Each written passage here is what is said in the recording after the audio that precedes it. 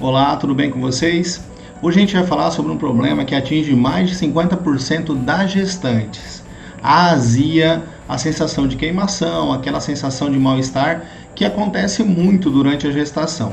Então vou explicar um pouquinho do porquê isso acontece e vamos falar também do tratamento farmacológico que pode ser orientado em relação à utilização da gestante, ok? Se você não é inscrito no canal, se inscreve aí, dá uma força pra gente, participa aí com a gente também nos comentários e a gente sempre vai divulgar vídeo novo aí toda semana com informações legais que vai te ajudar clinicamente e vai ajudar a orientar os seus pacientes também. Então vamos lá, primeiro, o que é essa azia? A azia na gestação. Primeiro, ela demanda das alterações fisiológicas que ocorrem normalmente durante a gestação. Por exemplo, tá? As alterações relacionadas ao aumento, da pressão intraabdominal, ao aumento do tamanho do útero, tá? A diminuição da pressão do esfíncter inferior, esfíncter esofágico inferior, alterações no trânsito intestinal, alterações do tamanho do útero e também há outras modificações durante o processo natural de evolução da gestação, principalmente no final da gestação, terceiro trimestre ali, você tem essas modificações.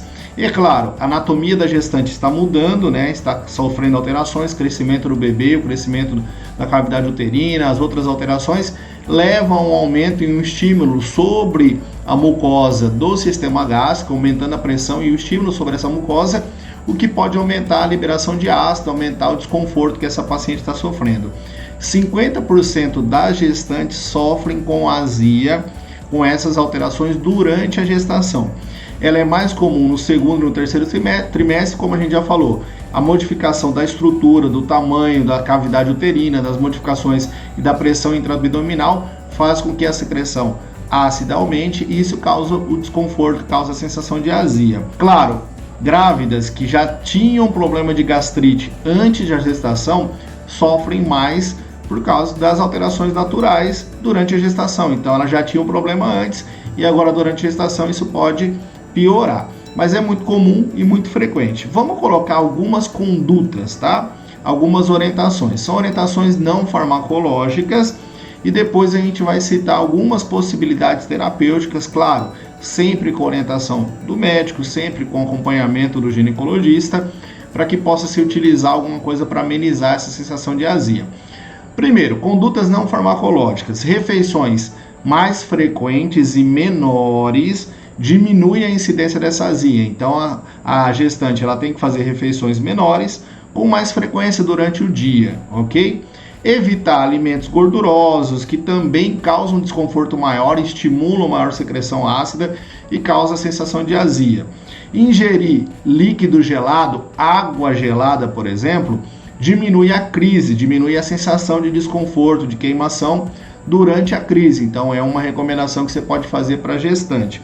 Evitar deitar logo depois que ela se alimenta. Então ela fez uma refeição, um almoço, por exemplo, e aí ela resolve deitar. Isso vai causar uma sensação de pirose, de queimação, de azia com mais intensidade. Se possível, elevar um pouquinho a cabeceira da cama, porque ela vai deitar numa posição mais adequada, diminuindo esse refluxo, esse retorno, Como a gente falou, há modificações na alteração no funcionamento do esfíncter, também gastroesofágico, e isso vai fazer com que o incômodo seja menor. Então, não deitar logo após a refeição e mudar um pouquinho a posição da cama, levantar uns 15 centímetros pode diminuir esse desconforto, tá? Terapia medicamentosa se for necessário, e a gente vai falar um pouquinho dela em relação à terapêutica medicamentosa.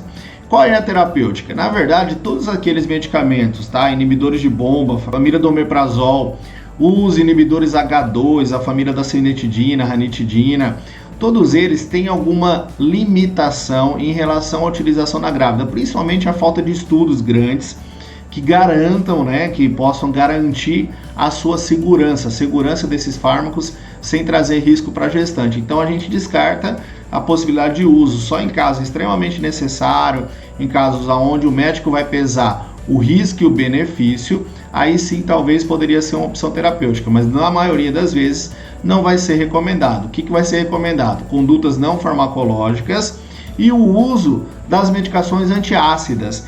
em especial o hidróxido de alumínio e o hidróxido de magnésio, que pode ser empregado para diminuir essa sensação de azia.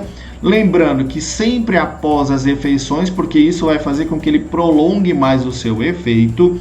Hidróxido de alumínio e hidróxido de magnésio após as refeições pode ter uma duração de efeito de 2 até 3 horas. Se for em jejum, você vai ter um tempo de ação mais curto, de 30, 40 minutos, do efeito antiácido para essa gestante. Então são possibilidades terapêuticas os antiácidos, e aí entra o hidróxido de alumínio, que é constipante, e o hidróxido de magnésio, que é laxante. Os dois vão trazer um equilíbrio, né? Nem vai soltar o intestino e também não vai prender. Então fica no equilíbrio dessa possibilidade da utilização de uma associação de hidróxido de alumínio e hidróxido de magnésio. Pode também ser usado na forma de pastilhas, líquido, né? Como a gente está mostrando aqui. Claro, com orientação farmacológica, orientação terapêutica do ginecologista, do médico que está acompanhando essa paciente. Uma recomendação: não usar os que são à base de bicarbonato. Por quê? Porque eles têm um efeito rebote. Eles fazem uma modificação do pH do estômago, eles diminuem a sensação de azia, mas assim, rapidamente o estômago começa a secretar mais ácido devido ao seu efeito rebote. Então não usar os que são à base de bicarbonato. Hidróxido de alumínio e hidróxido de magnésio poderiam ser empregados. Os que são à base de bicarbonato, que tem alguns que são efervescentes, não seria recomendado, porque ele vai trazer uma acidez maior, que é o efeito rebote que ele traz.